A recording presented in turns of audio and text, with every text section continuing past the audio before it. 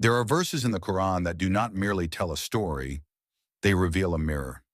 They whisper to the heart that what once happened to a nation long ago is in truth happening within every soul, every moment. These verses carry the vibration of liberation, the song of a people freed by the mercy of their Lord, and the echo of a message that still flows through time like a river of light. Surah Al-Baqarah, verses 49 and 50, are not only about the children of Israel, they are about the inner journey of the human being. They describe the struggle of the soul between oppression and awakening, between fear and faith, between drowning and deliverance. Let us walk through them slowly, phrase by phrase, allowing each word to pierce not only the ear, but the heart. Verse 49.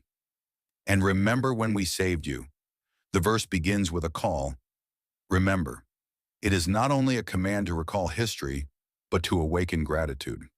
To remember divine deliverance is to revive your connection with the one who saved you, not once, but countless times.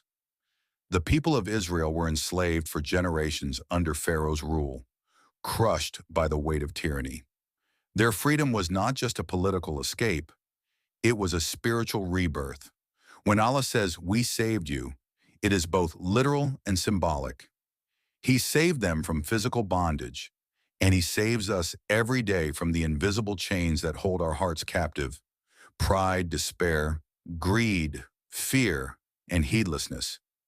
Every moment when the soul turns from darkness toward light, it experiences its own "We saved you."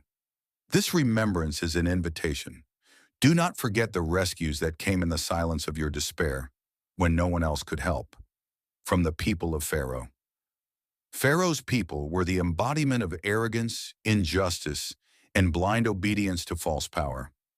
They represent not only a historical group, but also the mindset that thrives in every age. Those who worship status, wealth, and control. On the outer level, Allah rescued the children of Israel from their cruelty. On the inner level, every believer is called to be rescued from the influence of such energies. From the people of Pharaoh that dwell within the ego, whispering pride and superiority. Yet this verse does not negate the surface meaning. It affirms it and deepens it. Allah did save His people from a tyrant, but He also shows that tyranny begins when the heart forgets the source of all power. Who afflicted you with the worst torment? The torment of Pharaoh was physical and psychological. He humiliated a whole nation, stripped them of dignity, and treated them as slaves. The Quran reminds us of this reality to awaken empathy and humility. But there is also a message for the heart. The worst torment is not only the pain inflicted by others, but the pain of spiritual blindness, the torment of living far from the mercy of Allah, trapped in the illusions of material life. In both dimensions, the meaning holds true. Oppression, whether external or internal, is real, and the one who saves from both is the same. Slaughtering your sons. This was Pharaoh's cruel strategy, to weaken the Israelites by killing their male children, ensuring no strength would rise against him. It was a horror that filled every home with grief. Yet within this tragedy lies a deep lesson. Every time truth is born, falsehood seeks to destroy it in its infancy. Every soul that begins to awaken faces the slaughter of its inner sons. The pure intentions, the rising hopes, the early lights of faith, attacked by despair, doubt, or worldly distraction. Still, Allah allows this struggle to show that no tyrant can kill what he wills to live. Musa himself was born in the very time of this slaughter, and through him the plan of Pharaoh was turned into his downfall. In sparing your women, Pharaoh allowed the women to live because they were seen as harmless in the political sense, a symbol of weakness in his worldly eyes. But in the divine story, what appears weak often carries unseen strength. The mothers, the daughters, the women of faith, they became vessels of endurance and faith in that time. It was the mother of Musa, through divine inspiration, who placed her son into the river, trusting in Allah's protection. What Pharaoh spared became the means of his own defeat. So too in our lives. What seems powerless may be the secret doorway to victory.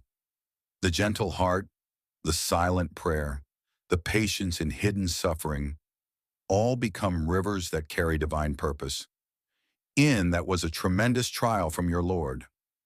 A trial from your Lord, not from cruelty, but from wisdom. Every test carries within it a mercy that the eyes may not yet see. The Israelites' suffering was not forgotten. It was the soil from which faith would bloom. In the same way, your own trials, the heartbreaks, the waiting, the pain, may be the very process by which Allah prepares you for something greater. When He tests, He also watches. When He withholds, He also nurtures. A tremendous trial means a tremendous opportunity, the chance to know Him not only as the giver of ease, but as the companion in hardship. Verse 50.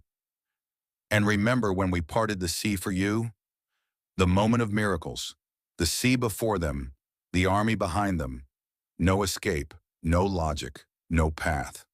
Yet in the language of the unseen, when all paths end, the divine begins. Allah commanded the sea to split, and it obeyed. The impossible became the way. This is not a myth. It is a truth of existence. Every time faith reaches its peak, the sea of impossibility parts before it. Outwardly, it was water divided into walls. Inwardly, it is the heart divided between fear and trust, and faith chooses trust. When you stand before your own sea, with nowhere to turn, remember this verse. The same Lord who parted their sea can part yours, and saved you. Salvation comes when surrender is complete. The Israelites walked through the path that moments earlier was death itself. Allah saved them not only from Pharaoh's army, but from the despair that had defined their generations. To be saved is not only to survive, but to be transformed. After crossing the sea, they were no longer slaves. They were a nation awakened to the reality of divine care. So too, when Allah saves you from a dark season of your life, do not look back as the same person. Salvation is meant to change the soul and drown Pharaoh's people. The very sea that opened for the faithful became the grave of the arrogant. The same element, water, was mercy for some and justice for others. This shows the perfect balance of divine will. What saves one may destroy another, depending on the state of the heart. For the believer, the sea becomes a path. For the tyrant, a mirror reflecting his own pride. Pharaoh's drowning was not just punishment, it was revelation. In his last breath, he declared belief, but it was too late. This reminds us, faith delayed by arrogance is faith denied by reality. While you were looking on, they witnessed the end of the one who had claimed divinity. The sea that had terrified them became the stage of divine justice. This sight was not just for their eyes, it was for their hearts. So they would know without a doubt that false power always collapses before truth.